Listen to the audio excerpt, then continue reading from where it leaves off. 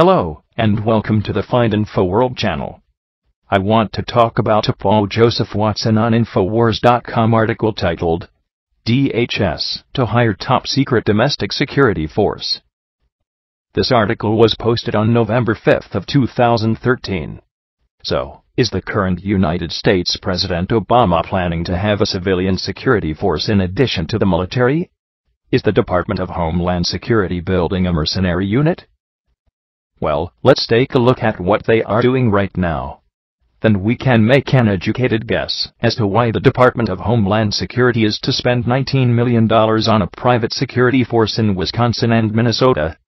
This is an armed unit that must have a top-secret security clearance according to an official solicitation.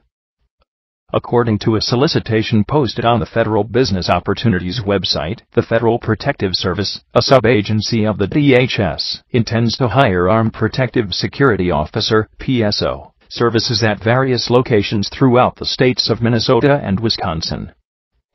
The project will have a requirement for the contractor to have a top-secret facility clearance by the start of performance, states the FPS notice. Unlike previous solicitations, which normally detail how the guards will be deployed to protect government buildings, the document does not divulge what role the armed security force will undertake.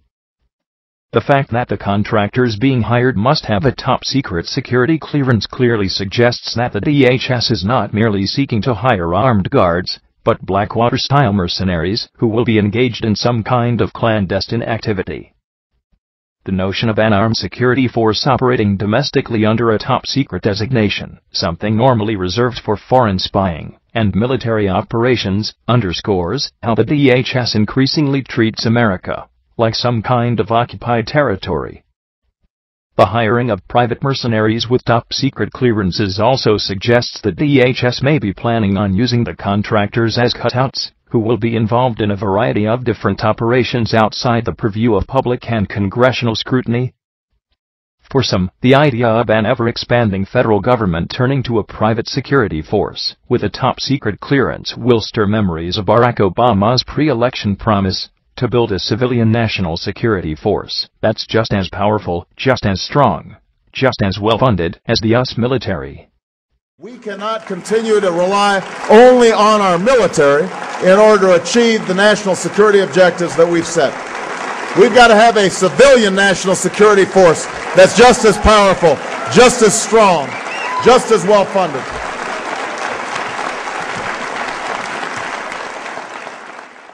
The DHS purchase of over 1.6 billion rounds of ammunition over the course of the last 12 months has also prompted concerns that the feds are gearing up for trouble.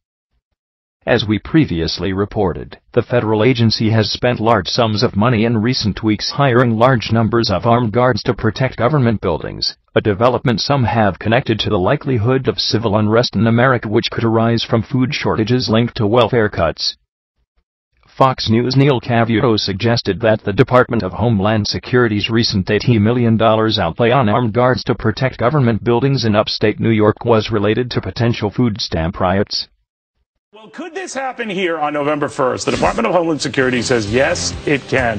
It's spending $80 million to batten cities down. You won't believe why, though. Like Greece. November 1st could be a very, very, iffy kind of a day. And I'm not just talking about what many in the Catholic Church view as All Saints' Day.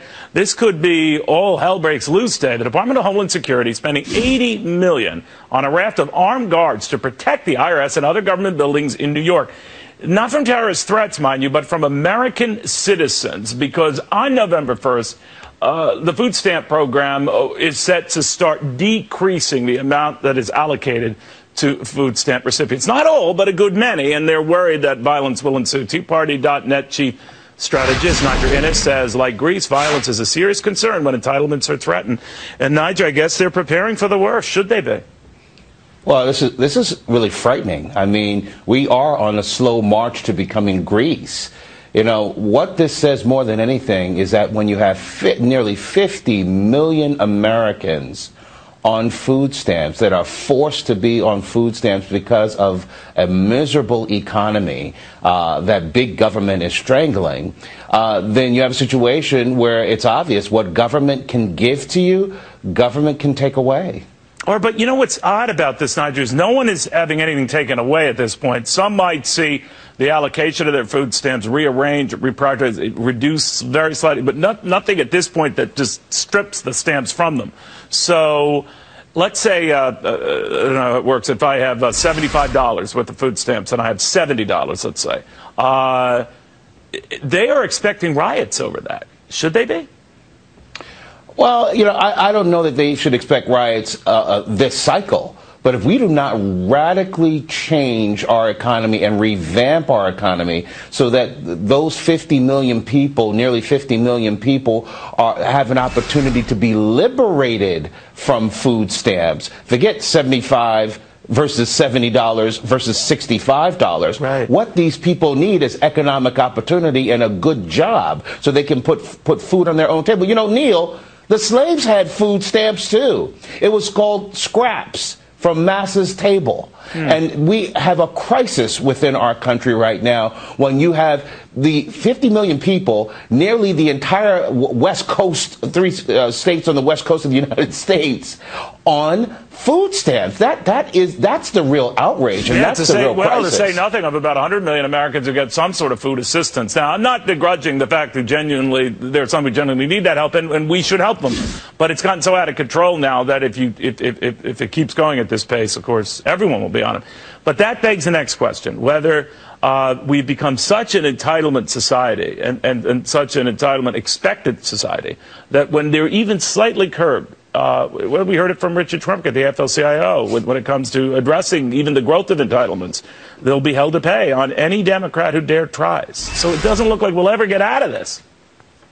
And we have to get out of this. I mean, we are on a slow march to being Western Europe, a socialized Western Europe, big government state where people have not only on entitlements, but have an entitlement mentality. And I'm not blaming the people that want these entitlements or in many cases might even be addicted to these entitlements. I'm saying they are victims and need to be liberated. Look, most of these folk that I talk to every day, they don't want to be on welfare. They don't want to be forced to be in a predicament where they have to use food stamps or food assistance. They want a good job. So we need to liberate this economy so that we can revive this economy to provide jobs, you know, take the boot off the private sector so that the private sector can do what it does best, which is create economic opportunity, not just jobs, but economic opportunity for people that might want to be entrepreneurs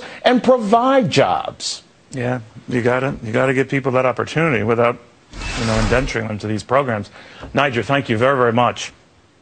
Thank you, Neil. The federal agency is also seeking to acquire 723,000 hours of armed guard services to protect government buildings in Arkansas and other areas. The DHS also recently purchased $500,000 worth of fully automatic pepper spray launchers and projectiles that are designed to be used during riot control situations. This is the Pepperball TAC 700 launcher. It's tactical, automatic, and compact. This system, like the SA200 launcher, utilizes high pressure in this forward-mounted bottle to fire the projectiles in conjunction with an electronic trigger. The electronic trigger is unique in that it allows the operator to fire this system all the way from a semi-automatic mode, just like the SA200, all the way up to fully automatic mode at a rate of up to 12 rounds per second, and it sounds like this. One of the unique benefits of having that high rate of fire is it allows officers that are in situations where they need to deploy a large amount of the pepper powder, for example, in a riot or crowd control situation. With this high rate of fire, it allows them to get a large number of projectiles out there in a very short amount of time. This system, with the rotary device we have down inside of the feed housing group, ensures that there's a continuous flow of projectiles that go into the chamber, eliminating or reducing the chance of misfires for the officers out in the field. This system also utilizes a cross-bolt type safety, just like all our other SA200 launcher and SA10 launcher, in that they can see when there's a red ring visible. They know that this system is ready to fire.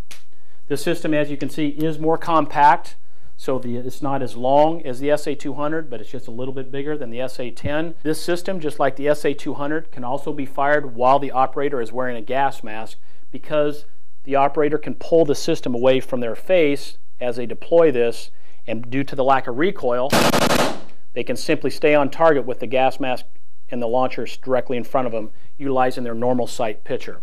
This system can also be outfitted with a collapsible AR-15 style stock if the operator desires. In that case, they can simply brace it back into their shoulder just like a regular launcher would be if they want to have that contact with the launcher out in the field.